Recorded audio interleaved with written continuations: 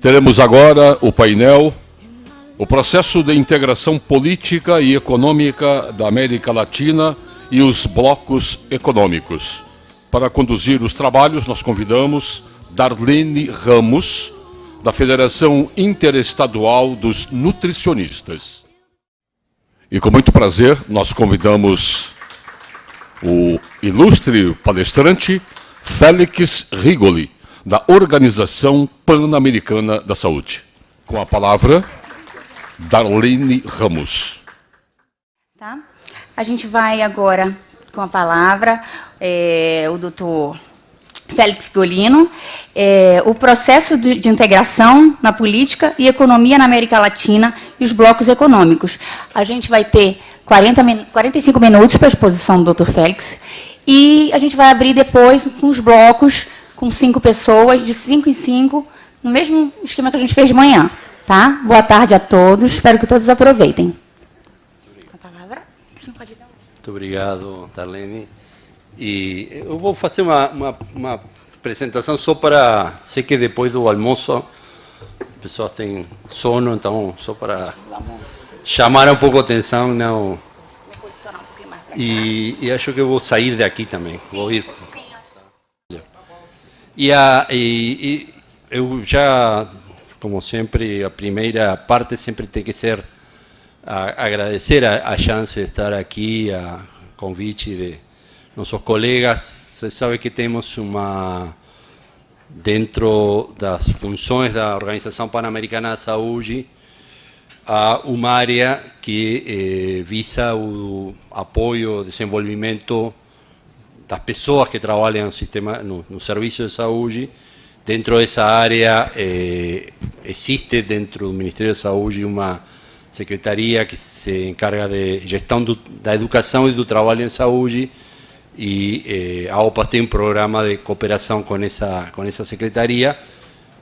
Uma secretaria que no final das contas está apoiando também outras instâncias, como por exemplo, comentava hoje pela manhã o embaixador Samuel Pinheiro Guimarães sobre as conferências nacionais de saúde, mas existem também os conselhos, tanto na educação como na saúde e em outras áreas, e também temos uma área de desenvolvimento dos profissionais e dos trabalhadores de saúde no conselho, que temos aqui um representante vários representantes que trabalham como parte das profissões dentro do Conselho Nacional de Saúde. E aqui temos também presente, e eu queria assinalar isso, a pessoa a doutora Maria Helena Machado, que foi a diretora da área de gestão do trabalho durante muito tempo, e que montou essa estrutura de participação das profissões dentro, digamos, como o sistema de saúde, obviamente, é feito por pessoas, basicamente. Tem um pouco de tecnologia, tem um pouco de hospitais, tem paredes, tem máquinas, mas, sobretudo, tem uns 4 ou 6 milhões de pessoas que trabalham lá. Muitos deles são profissionais no sentido mais específico, muitos deles são profissionais no sentido um pouco mais lato, mas, em geral, como vai se conformar o sistema de saúde está muito ligado a como vão participar as pessoas que trabalham em saúde nessa conformação. Já seja porque entendem e porque se comprometem com a missão do sistema de saúde, neste caso do sistema único, gratuito, público, no caso, ou porque são críticos a como está organizado o sistema de saúde e qual é a função que deveria ter, como são os sistemas de emprego, de salários e de outras condições. Vamos dizer, durante bastante tempo, uma parte do Ministério se dedicou um pouco a criar esos links entre o que os trabalhadores e os profissionais precisam como condições para fazer seu trabalho e as necessidades do sistema de saúde. Queria fazer esta introdução, por que a OPAS está aqui e por que vários dos colegas que estão aqui, muitas vezes temos participado juntos em diferentes áreas. Uma das quais é a que vamos a falar hoje, que é o problema a dimensão de integração regional dentro dos blocos. Inclusive, eu passei como título exatamente o que decía no programa. Eu tenho dúvidas se realmente hoje estamos falando de blocos econômicos. Os blocos regionais são, a vezes, mais políticos, a veces son más de otras afinidades, a veces son regionais mesmo, de tipo vizinhos. Posiblemente hoy teníamos aquí colegas de Nicaragua, que son más afín que colegas de Colombia, por ejemplo, por más que no sean vizinhos. Então, na verdade, é o problema da integração e como os profissionais, e no caso que eu posso falar, profissionais de saúde, se integram apoiando o processo mais geral de integração, resistindo o processo de integração em algumas áreas, ou modulando como essa integração deveria ser feita. E eu quero um pouco discutir nesta apresentação um pouco uma espécie de luzes e sombras do processo de integração do ponto de vista dos profissionais, que acho que possivelmente todos que estamos aqui temos mais ou menos essa percepção. Um processo muito difícil de controlar depois que está deslanchado, que tem coisas muito boas. Acho que eu própria nossa manhã com o professor, com o embaixador Pinheiro Guimarães, mostrou essa coisa, não? Um processo de integração, e os trabalhadores e os profissionais e as pessoas que participam disso não sabem bem: isto vai dar certo para mim, para meu grupo, para os interesses do país. Não, eu acho que a própria exposição da manhã mostrou esse panorama, e eu quero bater nessa tecla sobre esta coisa. Primeiro, queria começar com uma coisa muito pessoal, mas que eu a vezes brinco com Maria Helena Machado, que foi minha professora, por mais que ela é muito mais jovem que eu, nesta área de gestão de trabalho. Mas eu sempre brinco que, quando começamos com o foro sobre integração de profissionais do Mercosul, eu conto esta história, que é a... Deixa eu ver se funciona. Pode passar a seguinte? Esta foto.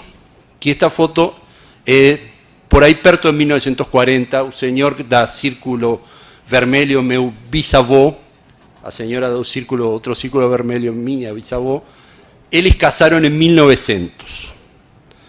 E as famílias não aprovaram o casamento. Então o senhor e a senhora tiveram que ir a trabalhar. Ele era médico e foi a trabalhar à cidade de Bagé, no Brasil. Os médicos moravam no Uruguai e foram trabalhar na cidade de Bagé, no Brasil, e ficaram até que a família perdoou, não sei bem porquê, e voltaram para o Uruguai. Então, eu sempre comento isso porque quando se fala nas mesas do Mercosul, que há grandes novidades, isto tem mínimos 114 anos, mais ou menos, de processo. Já existiam e sempre existiram mecanismos de funcionamento e de traslado entre fronteiras. As fronteiras nunca foram fechadas, possivelmente sejam mais fechadas hoje do que eram 114 anos atrás. Eu não sei qual foi a história deles lá.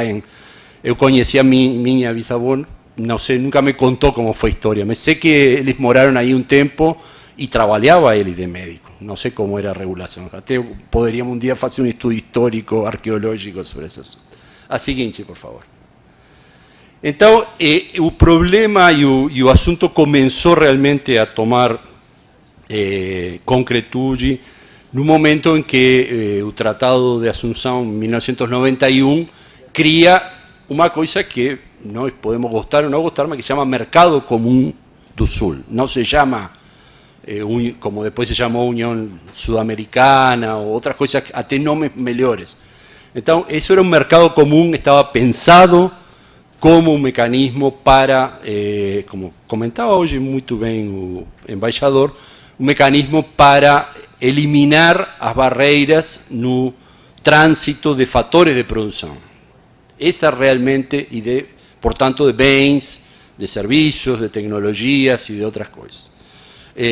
Obviamente que num mercado onde se retiram as barreiras alfandegárias e tarifárias, uma coisa é levar componentes de partes de automóvel e outra coisa é levar força de trabalho, mão de obra que pode trasladar de um lugar a outro. Não era, nesse momento, eu acho que ninguém tem uma ideia, isto é totalmente errado, isto é completamente bom.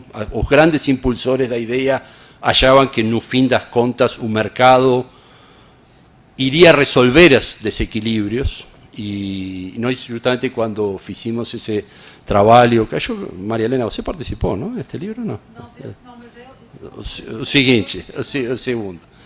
Nesse primeiro, 1995, nós registrávamos um pouco como era a fé dos criadores do Mercosul em que a criação de mercados resolve desequilíbrios. E nós registrávamos o fato de que muito possivelmente iria a piorar os desequilíbrios e que seguramente a ideia de que um mercado único era pró distribuição melhor de recursos iria realmente a concentrar. Já eram concentrados os países, já era concentração aqui em São Paulo, em Buenos Aires, nosso país muito pequeno, mas tem uma concentração muito grande em Montevideo. Então, quem poderia pensar de que um mercado maior iria distribuir? Possivelmente iria a concentrar mais e aí nesse livro que está online, que vocês podem acessar, podem baixar completamente, está bastante estudado como o problema de um mercado, ou a realidade de um mercado maior, realmente não necessariamente per se iria a resolver nenhum dos desequilíbrios que já estavam existentes e piorando nos próprios países. De fato, hoje, aqui, 2014, aqui no Brasil, estamos olhando, não sei se vocês, suponho que estão acompanhando na imprensa, um intento muito combatido por muitos setores de criar uma redistribuição de médicos a través de um programa de cooperação com Cuba, que se chama Mais Médicos. Estou falando, sobretudo, para os estrangeiros, para os meus compatriotas e amigos, mas mostra que difícil que é realmente melhorar o equilíbrio de distribuição de recursos entre as regiões utilizando mecanismos de mercado. Não vai ser possível. A seguinte, por favor. Então, eu queria fazer um título inicial de polêmica. Diz que o processo de integração é inevitável. Eu penso que é assim, só que pode ser em 20 anos, em 50 anos, ou em 500 anos. Evidentemente, há mecanismos muito poderosos em jogo de integrar o que eram as fronteiras nacionais, estão até pelo próprio processo de globalização, até pelos próprios processos de disseminação de informação nos países, está se apagando as fronteiras, só que o fato de que seja inevitável não quer dizer que seja de uma forma específica. Então, eu penso que nós deveríamos chamar a atenção sobre o processo de integração, como é que é feito, quais são as características, quais são os formatos, quais são, não discutir, e essa é minha posição pessoal, não discutir se é bom. Eu até gostaria que estivesse aqui o embaixador. Eu não tenho muita certeza que seja bom ser nacionalista. Eu não acho bom, mas também acho possivelmente até muito pior ser internacionalista sem condições. Me parece que essas são duas coisas que têm que ser justamente a matéria central da integração e como se faz o processo, e não tanto se faz ou não se faz. E para isso tem que ter em conta qual é o interesse público e qual é o interesse dos cidadãos em um processo de integração. Não é claramente um problema, e por isso queria começar falando um pouco do Mercosul, que se chama Mercado Comum do Sul, pensando se esse mecanismo é feito com interesses dos cidadãos ou se é feito com interesses, por exemplo, de integração comercial. Em 1995, quando nós fizemos esse estudo desse livro, existia uma entidade que hoje não existe mais, chamada Autolachina, que era a junção da Volkswagen e da Ford, Argentina e Brasil. E vocês conhecem vários exemplos, andam pela rua. O Ford Verona, o Galaxy, que se chamava também do lado Santana, do lado Volkswagen. Essa foi a origem realmente do Mercosul. Nesse momento, Autolachina e várias empresas empreiteiras brasileiras, empreiteiras argentinas queriam ter mercado para essas empresas e foi esse o interesse que estava atrás. Quanto dentro dessa equação se conseguiu injetar interesse público, eu penso que foi produto de justamente mobilização dos diferentes países que tentaram mostrar para os governos que o interesse público precisava ser respeitado. No campo específico da integração regional de profissionais de saúde, há um problema, e aqui um problema específico de interesse público, há um problema que pode ser o problema das corporações profissionais.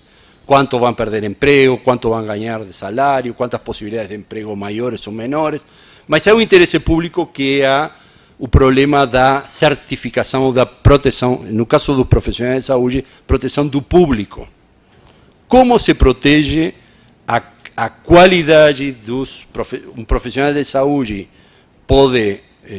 vai ter um poder, digamos, de melhorar a saúde das pessoas, vai ter um poder também de piorar a saúde das pessoas, dependendo da qualidade de sua formação, da qualidade de seu treinamento contínuo e outras coisas. Então, normalmente os países têm mecanismos, ou deveriam ter mecanismos internos, de certificar e, portanto, de defender o interesse da população, certificar que esses profissionais têm uma qualidade suficiente para dar serviço de saúde.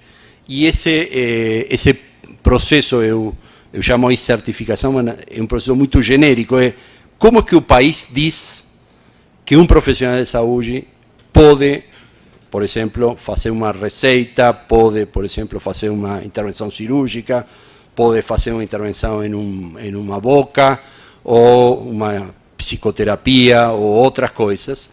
Esse é um problema, é um problema onde o Estado intervém, igual que poderia intervir em outras áreas comerciais, intervém na regulação do movimento de profissionais. Pode entrar em um país um profissional de outro país, se sempre que a qualidade seja mais ou menos certificada. E isso não é um problema de uma vez, como está sendo neste momento no Brasil e como é em muitos países, uma vez que a pessoa que entra no país deve certificar, sino que é um problema de contínuo. Faz uma semana, tivemos aqui em São Paulo uma mesa de trabalho com a Faculdade de Medicina da Universidade de São Paulo, onde se analisava o processo chamado Revalida, que é um exame de certificação de qualidade para pessoas formadas no estrangeiro. E eu perguntava aí no painel, depois de ouvir como se defendia esse processo de Revalida, perguntava: quem sabe quanto tem de qualidade um médico brasileiro 5 anos depois de formado? Vocês sabem, agora com essa prova, esse exame, sabem que um médico estrangeiro preenche uma série de requisitos acadêmicos e outras coisas, mas quem sabe se o médico... Então, na verdade, também no caso de intercâmbio e integração regional, não há só um problema de abrir as fronteiras, sino também de pensar internamente quais são os requisitos e as exigências de qualidade que se pedem para as pessoas que vêm de fora e para as pessoas que estão dentro, e qual é o processo de atualização continuada dessas competências ou dessas qualificações.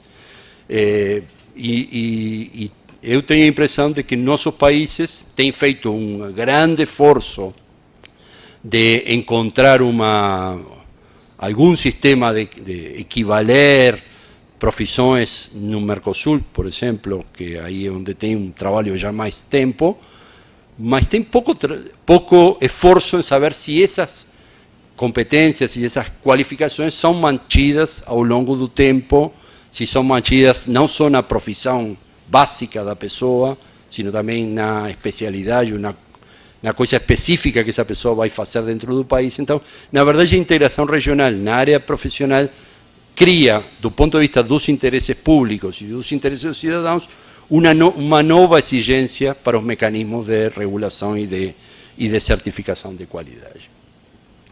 E, finalmente, na área também de controle profissional, porque também muitas das conselhos profissionais fazem uma defesa do papel dos conselhos profissionais do ponto de vista do controle da ética profissional. Eu tenho a impressão de que hoje o controle profissional tem que ir muito além da ética. A ética, obviamente, é um requisito básico, mas eu não sei se por exemplo, no caso da profissão médica, eu não sei se eu quero ter uma cirurgia com um médico que tem uma ética muito boa, mas que não conhece exatamente o que vai fazer. Então, tem aí um problema entre qualidade, entre formação, atualização, educação continuada, ética profissional, que cria uma demanda que aparece um pouco a partir dos intercâmbios interpaíses, mas que começa a ser uma pergunta que se faz para todos, ¿no? O caso de Mais Médicos é muito claro. Entraram uns 12.000 médicos estrangeiros, ficou um debate se sabiam ou não sabiam, e alguém fez a pergunta: e os médicos que já estavam aqui sabem fazer essas coisas? E quando fizeram a prova, encontraram que não. Ou que não, pelo menos na mesma proporção que os de fora. Então, eu acho que se criou, me parece, uma oportunidade de botar no debate o problema do intercâmbio e da integração regional, botar na mesa o problema da proteção do público, das qualificações, de qual é o papel das profissões. Seguinte, por favor. Então, de volta, essa integração é inevitável como uma provocação, e com essas particularidades que eu penso que é inevitável, mas penso que não é inevitável que seja de uma forma única, sino que pode ter formas melhores e piores de ser feita, mas que no caso específico, e vocês sei que tem aqui representantes de muitas profissões, mas tenho que falar das profissões de saúde, é muito mais do que as primeiras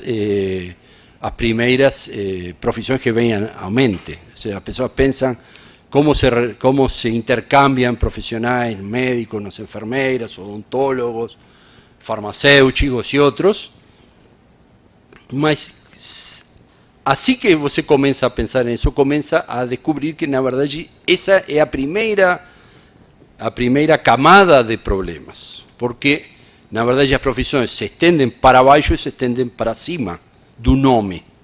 O médico, a enfermeira, um farmacêutico, um químico, tem uma camada que é o título, mas tem uma camada para cima. O que é que realmente essa pessoa sabe fazer? Estamos comentando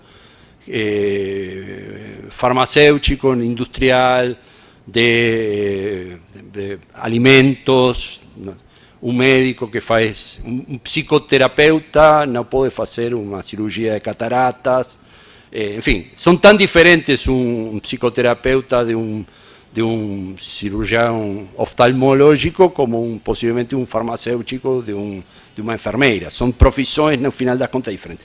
Isso para cima. E para baixo, todo o conjunto de outros profissionais que apoiam as equipes, e no caso de saúde, se nós, como estávamos comentando aqui, se nós contamos as pessoas que fazem enfermagem sendo enfermeiros graduados, são 350, quantos são, Marilena? 350.000 enfermeiros. 260.000. Personal de enfermagem, 1.200.000, 1.300.000, não?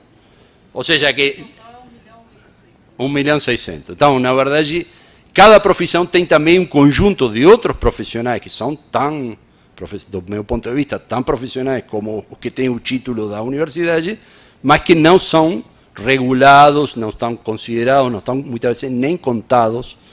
Caso típico na odontologia, caso típico muitas tecnologias, radiologia, laboratório, enfim, muitas outras. Então, temos um problema de qual é este universo de profissões que vamos a ter que mapear primeiro e regular depois.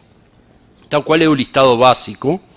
Acho que aí o Mercosul tem avançado. O Mercosul, ao longo de décadas, tem avançado em ter um listado básico de algumas coisas. Acho que, como todo problema muito complexo, primeiro temos que ir resolvendo as estruturas básicas, e aí depois ir das profissões às especialidades, às subespecialidades, às tecnologias coadjuvantes dessa profissão.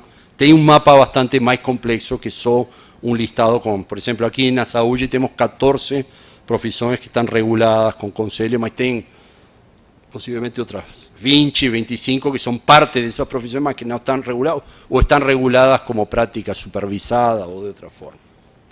E acho que aí realmente o avanço que eu vejo, me parece importante, é que o Mercosul, na área de saúde, tem uma matriz mínima de registro de que coisas se sabem dos profissionais em cada país. Não tem um sistema de livre circulação, não tem um sistema hoje terminado, salvo algumas regiões de fronteira, não tem um sistema finalizado de como funciona o Mercosul, mas tem uma coisa que é importante, que é criar uma espécie de identificação do que é ser um profissional de saúde no Mercosul, que parecia uma tarefa de um dia, acabou sendo, ou está sendo ainda, uma tarefa possivelmente dos últimos 8 ou 10 anos de trabalho, ainda não está totalmente finalizada, mas os países vão aos poucos completando essa matriz mínima, e eu penso que em algum momento vai ter o Mercosul, vai ter uma espécie de plataforma informática conhecida, que sabe quem são os profissionais de saúde, onde que estão, qual é, eventualmente isso vai crescendo. As pessoas que conhecem aqui ambiente acadêmico, poderíamos equivaler ao que chama plataforma Lattes, uma espécie de lugar onde a pessoa se sabe que é médico, que é enfermeira, que é farmacêutico, que é isto, que é aquilo, se sabe onde se formou, se sabe onde que trabalha, enfim. Então, parece uma coisa muito simples e muito humilde, mas eu acho que isso vai mostrar, vai dar condições para um avanço diferente. Ao mesmo tempo, como esta reunião tem muitas, os próprios profissionais estão se organizando regionalmente. Então, existe uma organização do governo e das estruturas, digamos, governamentais, mas existe cada vez mais uma organização das estruturas não governamentais, que também estão, a vezes, combatendo, a vezes apoiando, a vezes modulando como vai se dar este processo. E o passo que não está feito, e me parece que não vai estar feito por muito tempo, que seria na evolução histórica de uma profissão, se um dia o Mercosul ou outros organismos tivessem um corpo único, deveriam também ter um órgão único de regulação e de controle também de exercício profissional. Acho que isso está ainda muito longe, e não sei se algum dia vai ser. Se vai ser feito, ou se tem lógica que exista. Não, isso, assim como penso que a integração no longo prazo é inevitável, não sei em que momento um órgão comum de controle teria um sentido prático importante para a proteção da cidadania. Seguinte. Então, o que nos leva à última parte do que eu queria discutir, que o embaixador já discutiu muito melhor que eu, que é pensar a integração do ponto de vista quais são os motores da integração, não tanto do processo de integração, sino quais são, ou seja, se o Mercosul é criado por Autolatina, por Camargo Correia, como vai ser? E como seria o Mercosul se fosse criado pelas forças progressistas dos países? Quem é o motor, quem é o que conduz, quem é o que leva à frente o processo, determina muito a força de cada um dos componentes. Todos os componentes, no final das contas, são um pouco misturados e tem uma combinação especial, mas essa combinação depende da famosa correlação de forças que existem em cada um dos países. Então, penso que no final das contas, do meu ponto de vista, e pensando nessa coisa que a integração é inevitável, eu mais que ter um mecanismo de circulação das pessoas, eu gostaria de ter um mecanismo de integração da cidadania, ou seja, de que direitos das pessoas fossem iguais nos diferentes países. Se nós em algum momento tivéssemos uma concepção de que precisamos ter como parte da integração en vez de definir tarifas, barreiras, ¿cuáles son los direitos? ¿Cómo se pensa que deberían ser países que están pensando en esto? ¿Cuál es el conjunto, o rol mínimo de direitos que as pessoas de todos os países têm que ter? Fui aí porque esta última parte é uma brincadeira. Mas queria... Então, essa concepção de integração cidadã, de integração de direitos, hoje, por exemplo, parcialmente está contemplada no Mercosul e teve uma força muito grande quando a saída do Paraguai temporária. Ou seja, se um país deixa de dar direitos políticos a través de quebre do processo institucional, os outros países não querem ser sócios desse país. Se nós pudéssemos evoluir essa mesma concepção para direitos sociais, para direitos de seguridade social e de outros, estaríamos tendo um Mercosul diferente, que já não seria mercado comum, sino que seria... aí temos que até mudar o nome. E então, não tanto, eu queria contrapor, como pensamento um pouco final, esta ideia de circulação de fatores de produção e de criar, portanto, um mercado de consumidores com esta outra ideia de criar uma cidadania comum, um espaço onde todas as pessoas são cidadãos com um conjunto de direitos comuns, e que me parece, e gostaria muito de ver uma integração que desse esse panorama e não este panorama de um mercado comum, um mercado onde todo mundo tem direito a comprar o carro que é fabricado pela Volkswagen e a Ford ao mesmo tempo, ou coisa desse estilo. Eu queria botar essa brincadeira, porque hoje, quando estava ouvindo a embaixadora, estava lembrando, isto foi uma coisa é um ditado dos africanos, que dizem, quando dois elefantes namoram, muitas formigas são esmagadas. E então aí bota países, quando estão no governo dos países ricos, muito amigos das multinacionais, as formigas que estão no meio não vão passar bem. Então, queria deixar isso porque realmente a vezes se sente um pouco essa sensação. Muito obrigado.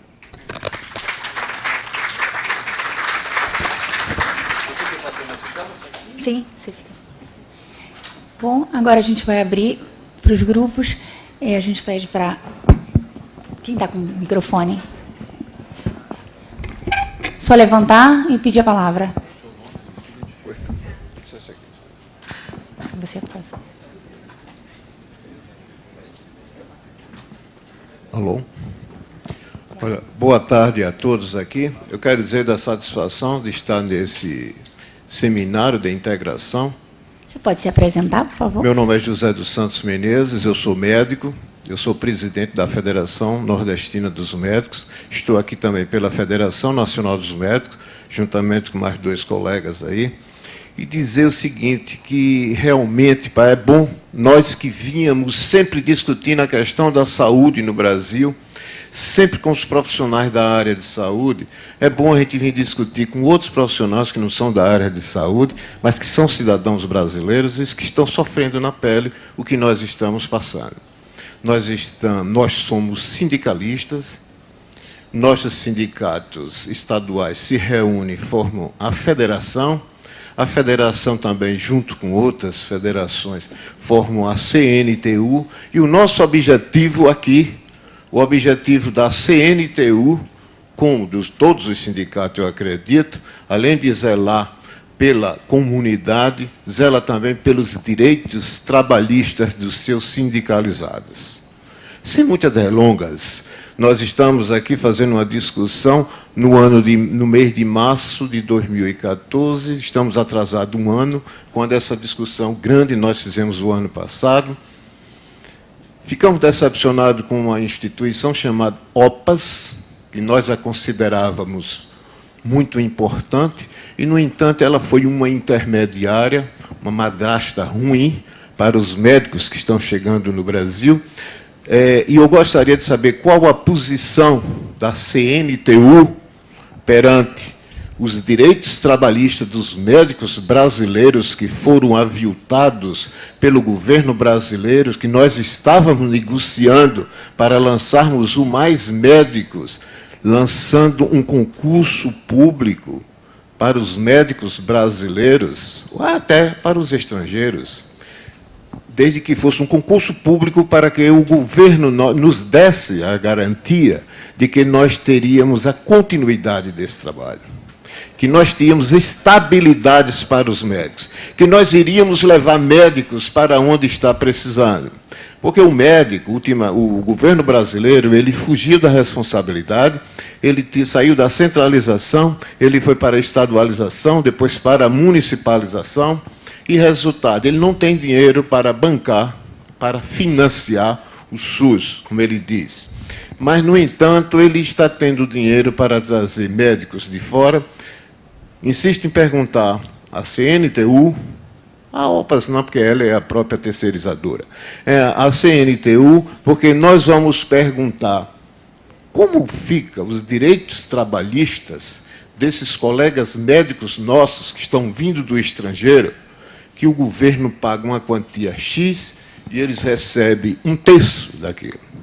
Onde estão os direitos trabalhistas, os direitos previdenciários dos colegas nossos? Então, eu vou passar, eu gostaria de ter o posicionamento, não da OPAS, que ela é a terceirizadora, eu gostaria de ter da CNTU. Para ele, por favor. Débora, você. Hola. ¿Qué es el próximo? Bueno, me llamo Débora Gribov, de Montevideo, ADUR PIT-CNT. ADUR es la Asociación de Docentes Universitarios del Uruguay y en particular trabajo en el área de la salud. En realidad quería, a modo de reflexión, tal vez es pregunta, reflexión cortita, ¿no? Tú planteabas esto de la integración como una integración de ciudadanos, por lo tanto tiene que ver con los derechos, ¿no? En nuestro país estamos en una plena reforma del Sistema Nacional Integrado de Salud, es así como se llama. Y entonces, el problema, que lo planteo justo como reflexión y como pregunta, ¿cómo se ubica esto que vos estabas diciendo y contándonos en relación a todo lo que es el poder de lo biomédico en un concepto de integralidad e interdisciplina, ¿no? Porque en mi país lo que sucede es que hay una lógica de poder que creo que en la integración ahí hay una tensión entre lo que es integración y quién detenta el poder. ¿Se entiende lo que estoy diciendo? Y ahí me parece que es un nudo que valdría la pena reflexionar. ¿Quer responder logo? Ok, passando. Que não posso Vocês acham responder melhor a primeira pergunta, então. todas as perguntas? Ou ele responde logo uma por uma? Vocês podem decidir. Eu acho que pode ser bloco de 3 perguntas. Bloco de 3. Então, mais uma e ele responde. Quem era a próxima pessoa? Aqui. Ah, tá. Pode falar. Eu sou o doutor Mário Viana, sou presidente do Sindicato dos Médicos do Amazonas. Estou aqui também pela Federação Nacional dos Médicos, juntamente com o doutor Menezes e o doutor Antônio José aqui ao meu lado. Também me sinto honrado de estar participando aqui desse seminário e dizer que queria parabenizar a apresentação do doutor Félix, né, que realmente nos surpreendeu com tantos itens que o Menezes já, de alguma maneira, já disse o que eu queria dizer, mas eu vou ser um pouco mais contundente, né, e que a proposta, né, de integração na visão da OPAS, né, que o senhor aqui representa, ela é maravilhosa, mas o que vem acontecendo no nosso país, pelo menos na área médica, né, e aí, mais especificamente, o programa Mais Médicos, que o senhor pronunciou poucas vezes, nós vivenciamos uma situação totalmente ao contrária do que está na sua apresentação. E dizendo ainda que nós, médicos brasileiros, não somos contra os médicos estrangeiros ou brasileiros formados no exterior, desde que passem pelo processo de certificação, que é o Revalida, e que o senhor apresenta aí.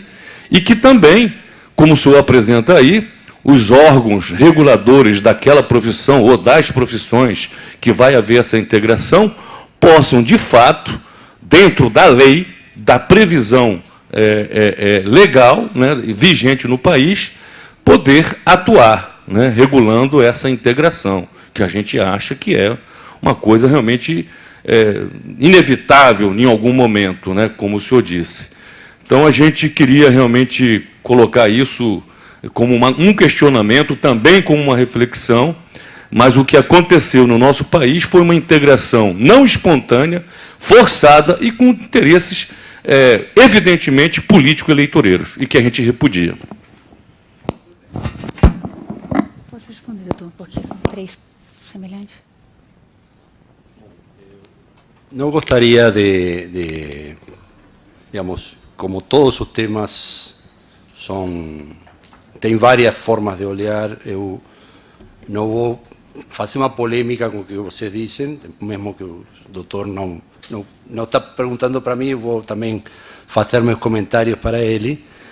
Eu penso que nós temos OPAs, e penso que a pessoas que trabalham nesta área em Brasil faz muitos anos se perguntado como aumentar. O Brasil tem uma contradição intrínseca, que é que tem um sistema universal de saúde gratuito e igualitário para todos, mas que não tem serviços de saúde realmente acessíveis a toda a população. Inclusive estava documentado isso. E teve muitas diferentes formas de fazer intentos a través de vários programas. Eu penso que é um problema que o Brasil tem que encontrar formas rápidas de resolver também. E eu, nesse sentido, com toda, até em algum momento podemos até ter uma discussão muito mais pormenorizada de distintos problemas, eu penso que deveríamos discutir este assunto de trazer pessoas de fora, que eu também estou conteste com vocês de que não é uma solução bonita, mas qual é a solução rápida para problemas de saúde de populações que realmente não estavam tendo. De fato, nestes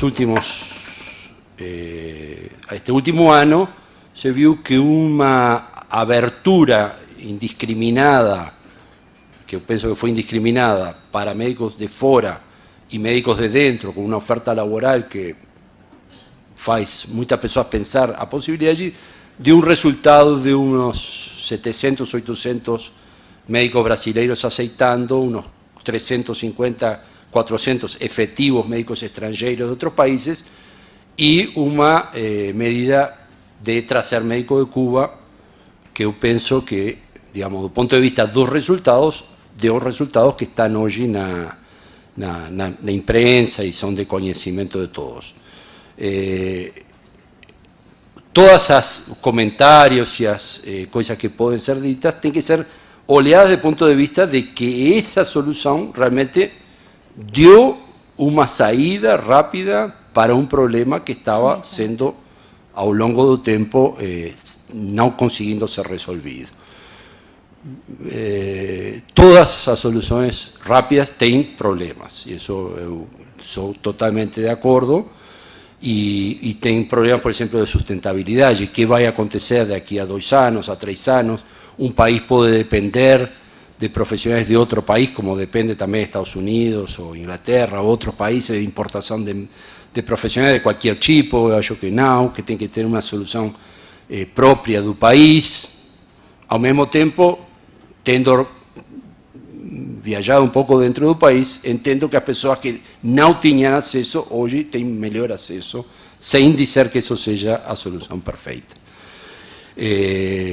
Então, eu pessoalmente me parece que, como vocês estão dizendo, um programa do Ministério, o Ministério pediu apoio a OPAs deu esse apoio, mas o fundo do assunto, isso sim, eu defendo. Temos que ter um sistema que faça chegar a atenção de saúde a pessoas que têm menos. O país tinha 19 milhões de pessoas que não usavam o SUS. não era porque eram ricas, era porque eram pobres demais para chegar a usar o SUS. Sem prejuízo que tem 50 milhões de pessoas que não usam o SUS ou usam medianamente o SUS porque tem dinheiro suficiente como para pagar outros sistemas. Então, essa contradição tem que ser equacionada. Esta é a melhor solução?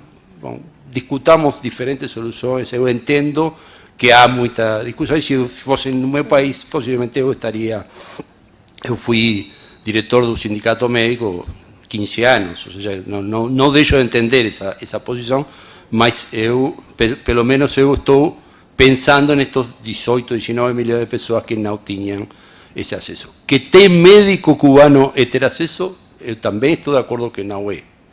Mas que é melhor que não ter, eu acho que não tem discussão.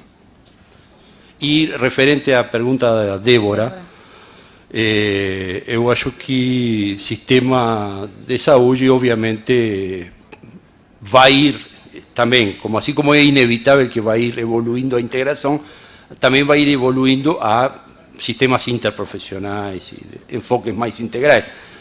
Por enquanto, me parece que esse processo está muito anclado em uma formação que é bastante, você que é docente da Universidade da República sabe que mudar implica mudar a cadeia total, não só na ponta da prática, nem só na ponta da formação. Vamos abrir para mais um bloco? Microfone. Doutora? Foi a primeira, ela. Meu nome é Vera, eu sou médica, sou conselheira da CNTU.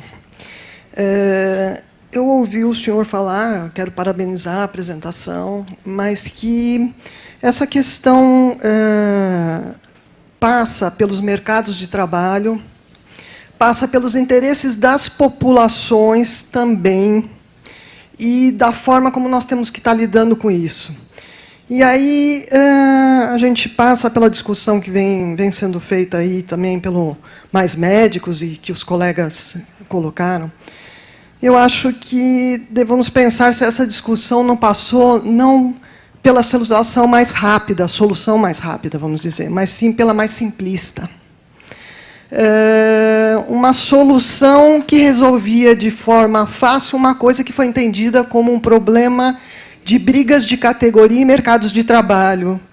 Quando eu vejo que a categoria médica tem brigado há muito tempo pelo SUS, tem brigado por uma carreira de Estado que não tem sido ouvida, e por um outro sistema em que nos dê condição de trabalho adequada. Se não temos profissionais, não temos realmente muitas escolas médicas, mas talvez porque algumas que estão sendo geradas não nos deem qualidade de formados. Então, quando se fala numa prova para profissionais de saúde médico, posteriormente, eu acredito que ninguém é contra. Eu acho que os profissionais médicos não são contra. O que nós somos contra é se abrir faculdades de medicina sem condições e depois achar que esta vai ser a solução. Se chamar mais médicos sem se dar condições de trabalho em lugar longínquo ou condições de que o profissional médico se assente lá. Talvez, se gerássemos realmente, como tem sido discutido, uma carreira de Estado em que os nossos profissionais tivessem que ir para os rincões mais distantes, com uma condição mínima de trabalho, e eu acho que aí eu volto àquilo, não são só médicos. Para se fazer saúde, se precisa de vários profissionais. Eu acho que se joga nas costas do médico um peso muito grande, um peso de uma falha de uma política de saúde que não é dos médicos, é da estrutura toda que vem sendo feita esses anos todos. Eu participei, na época da construção do SUS, eu venho trabalhando dentro do sistema de saúde desde aquela época. Nós tivemos momentos melhores e momentos piores, dependendo da política de governo, e não exclusivamente de briga de categorias, porque elas se passam, porque as pessoas precisam de condição de trabalho e minimamente de ganhar o sustento da sua família. Então, eu acho que a discussão de se colocar pessoas de outros países, eu acho que não é essa a problemática. Na minha residência, eu tinha vários bolivianos comigo. Eram grandes profissionais. Eles vinham fazer residência porque não tinham condições, naquela época, dentro do seu país. E ninguém os estigmatizava. Na realidade, com o correr e o passar do tempo, o que a gente tem visto é que as condições pioraram, as políticas instituídas têm tentado ser realmente simplistas por uma questão que é extremamente complexa e que não tem levado em consideração nem o direito do usuário do SUS e nem o direito dos profissionais de saúde como um todo. E cai nas costas do profissional médico o peso de um erro que não é categoria. E não é não só da categoria médica, como não é da categoria de todos os profissionais de saúde. É uma política de governo. Eu queria que o senhor dissesse alguma coisa a respeito disso. Quando eu estou assim nas reuniões, eu me preocupo muito de, quando a gente vai fazer exposição paralela.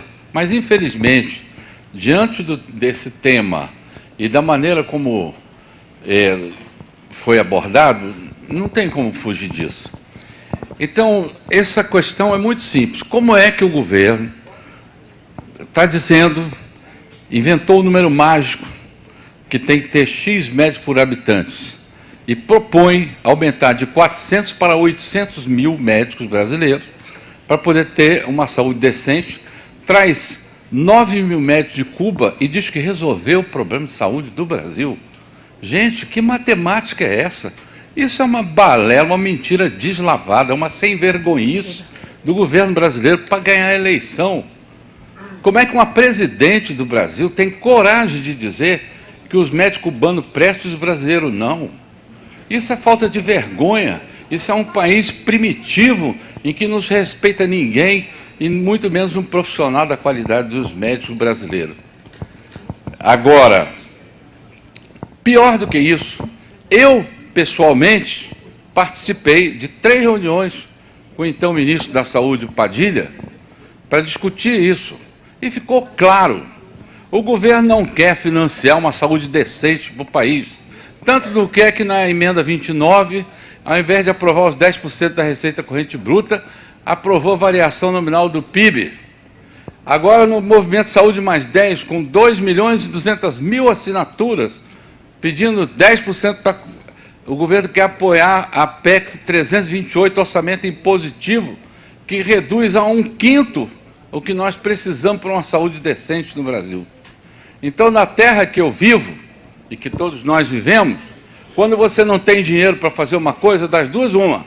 Ou você não faz, ou faz essa porcaria chamada mais médicos, que nós apelidamos de mais mortos, porque esses médicos cubanos que estão vindo para o Brasil são formados numa escola que eles não podem sequer exercer medicina em Cuba, porque eles não são médicos, eles são puras pés descalços, que formam em 4 anos e meio, que fazem muito mal feito a atenção primária de saúde. Então, o que o senhor propõe, em termos de Mercosul, é isso mesmo.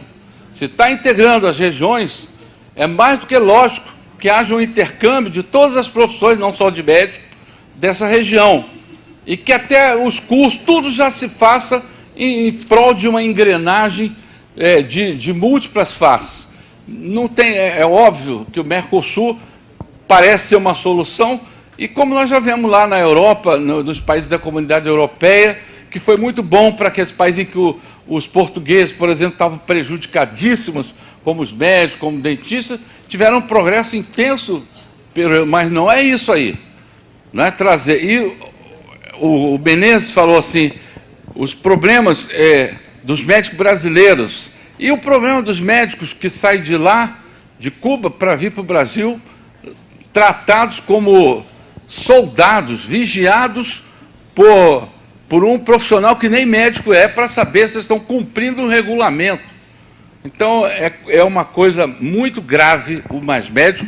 E nós... Concluir, companheiro. Vou acabar nesse minuto. E nós, do movimento sindical, a nossa bandeira número 1 é saúde pública, de boa qualidade. E nós vamos lutar contra esse programa mais médico com todas as forças que nós tivermos. Se o governo tiver coragem de fazer uma carreira nacional, que foi o que nós propusemos. Ela vai levar médico para todas as partes do Brasil, médicos de qualidade, como já tenho carreira como, por exemplo, a dos militares, as dos juízes, e eu sou médico sou aposentado como médico público, na última referência, e ganho R$ 4.600 bruto. Né? Por quê? Porque o governo não quer gastar dinheiro com a saúde. Com a palavra vai ser o doutor Murilo. Só antes eu queria fazer uma colocação enquanto mediadora, lembrando que o nosso tema aqui é bastante vasto e sabemos a importância do programa Mais Médicos, mas as perguntas não podem ser voltadas só para um único tema, ao meu ver. E há outros profissionais aqui da área de saúde que a gente gostaria que se manifestassem também, que falassem um pouquinho, tá? A gente sabe, tá bom? Obrigada. Carrijo é antes do doutor Murilo? Eu acho que pode ser? Carrijo. Bom, boa tarde a todos e a todas. Eu primeiro quero saudar esse seminário, que eu acho que é de fundamental importância. Eu me lembro que, quando estava no Conselho Nacional de Saúde, tive um momento na CIR também, em que a gente já começava a discutir essa questão do Mercosul, da integração, né, os assuntos que por lá passavam. Mas, assim, eu acho que é legítima a preocupação de cada segmento, porque à medida que você vive uma experiência nova, né, que é uma experiência de integração de mercados, né, em que aqui cada um é dirigente de uma entidade, tem a preocupação. Agora, eu acho que a preocupação ela tem que ser para além dessas questões, que eu acho que tem que estar integrada a uma questão maior, né, para além não só da questão da corporação, mas do que isso pode representar também para o nosso país, né, de melhoria nas condições desse intercâmbio, essas questões todas que eu acho que são fundamentais para o desenvolvimento do Mercosul e desenvolvimento da América Latina, da América do Sul, que eu acho que tem que passar. Eu acho que aquilo que o senhor levantou, a preocupação de estar fazendo essa integração para além de questões mercadológicas, né, para além de questões de capitais, de mercado, e sim coisas que possam ter significância na mudança da qualidade de vida desses povos que por aqui, né, moram, frequentam, trabalham, e que nós, trabalhadores, estamos integrados nisso aí. E, diante disso, eu queria fazer uma pergunta. Como é que o senhor está vendo, em que estágio que se encontra hoje essa questão da integração? Né? Como é que o senhor está vendo? Se está muito forçada para a questão do mercado, ou se isso hoje já caminha para essa visão que a OPAS, que o senhor colocou aqui, que é de uma integração visando o lado da cidadania, dos direitos dos trabalhadores, o direito da população, o interesse maior de que essa integração se dê nesse campo aí. Como é que o senhor vê isso hoje? Em que estágio se encontra isso? Murilo, a gente fecha então com a dele e recomeça com você? Pode ser? Bom, eu, como a moderadora dice, me parece que no debemos entrar en un punto, além de que puede ser que precise una reunión especial para eso en algún momento. Sí. Mas só queria deixar duas coisas. Primeiro, acordar com colegas que comentou que não existe um número mágico de profissionais para nenhuma profissão que seja ideal, e até inclusive eu me lembro de ter falado alguma vez com o ministro dizendo: ministro, não diga que a OPAS ou a OMS recomenda um número tal de médicos, porque isso não é assim. É dizer, cada sistema de saúde tem diferentes condições, e dizer que o Brasil precisa 4 médicos ou 5 médicos por 1000 habitantes não existe. Simplesmente queria deixar isso claro, e queria também deixar claro a Vera que eu penso, assim como penso que comentei antes, também penso que Brasil, que tem um sistema único público de saúde e tem 47% do porcentagem de financiamento público, não está bem. Um sistema público de saúde tem que ter 80% de financiamento público e tem que ter uma quantidade de dinheiro por pessoa muito mais alta do que tem. Isso é muito claro, qualquer que leia os números. Responsabilidade do governo, do parlamento, do orçamento, de como se dão exonerações impositivas. Um dia também outra reunião poderia ser como se financia um sistema bom. Mas eu, claro, penso que aqui, falando oficialmente, em nome da OPA, Brasil tem um problema de falta de financiamento público para a saúde. Não tenha dúvidas, e assim como falo uma coisa, eu vou apoiar, e a OPAS apoia claramente todas as... E hemos tido até discussões bastante fortes sobre o problema de que tem um país que quer ter um sistema único de saúde e não tem a vontade de dedicar o orçamento para criar esse sistema. E em referência ao que Carrilho estava comentando, eu tenho a impressão de que o Mercosul, eu vou dizer a verdade como eu vejo, o Mercosul tem uma integração, o Mercosul e a Unasul tem uma integração muito baseada no protagonismo dos grandes países. E eu penso que nos últimos tempos Brasil deixou de ter um protagonismo forte na integração, nesse sentido. E, de qualquer jeito, perdeu um pouco a característica de integração puramente comercial, está um pouquinho mais do lado da integração dos direitos, e eu acho que o caso Paraguai foi um caso bom nesse sentido, mas, ao mesmo tempo, vejo que, por diferentes razões, possivelmente de guerra comercial entre Brasil e Argentina, há um problema de queda do interesse dos mecanismos de integração, e aí estão caindo não só os interesses comerciais, também os interesses, por exemplo, de uma plataforma de seguridade social única, de sistemas de... penso que o Mercosul e a Unasul também não deveriam ser só exclusivamente de integração de tipo comercial, também não deveria ser só de integração política democrática, também deveria ter uma plataforma, que acho que aqui nossos colegas do PIT-CNT de Uruguai foram os primeiros que levantaram esse tema, uma plataforma de uma espécie de Mercosul social, de quais são os direitos básicos de seguridade social que deveriam estar iguais, para evitar o que decía o embaixador Pinheiro Guimarães de lo que chama um dumping, ou seja, isso que decía ele, deixa de fabricar aqui e vai fabricar num lugar onde tem menos direitos. Não é um problema só de ideologia que queremos, é que, senão, o processo de integração sem uma plataforma de direitos sociais forte vai conduzir a um dumping social, vai conduzir a produção, a transferir a produção a um lugar mais barato, e que não vai ser dentro do Mercosul, vai ser fora do Mercosul. Então, me parece que também temos que ter um pouco uma espécie de junção do econômico com o social, até para que o processo de integração funcione. Doutor Murilo.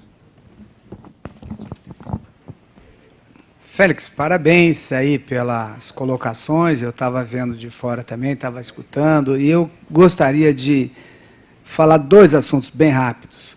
Primeiro, eu queria colocar que eu acho que um debate desse sempre é importante, mesmo que a gente coloque muito para um lado, muito para o outro, eu acho que a democracia nos permite, quando abrir um debate, que todo mundo fale do jeito que entenda e que a gente possa debater com eles. Então, se o assunto ficar mais forte desse lado ou do outro lado, eu acho que todos os assuntos devem ser colocados. O que a gente não pode deixar é de falar. Agora, a outra colocação que eu queria fazer é com relação à CNTU citada. Eu queria dizer o seguinte, primeiro, com relação aos mais médicos, eu não queria discutir mais esse assunto. Acho que esse assunto foi mal colocado. Talvez podia ser, não mal colocado aqui, mal colocado pelo governo. Talvez poderia ser diferente. Mas essa é uma discussão que deve ser travada muito seriamente. Acho que, entendo também perfeitamente o seguinte, que se fosse mais engenheiros, como é o meu caso, que sou engenheiro, eu ia lutar, brigar, reclamar, falar o tempo todo também. E sem dúvida alguma que eu faria isso. E se não o fizesse, a minha categoria me tiraria do lugar. Porque eu acho que nós temos que defender, sem dúvida nenhuma, a nossa classe, o nosso mercado, trabalho e tal. Não quero discutir a forma. Acho que só a questão da forma foi bastante errada. Acho que o governo podia ter feito diferente, talvez escutado os médicos, talvez feito diferente. Não é uma questão para nós colocarmos agora.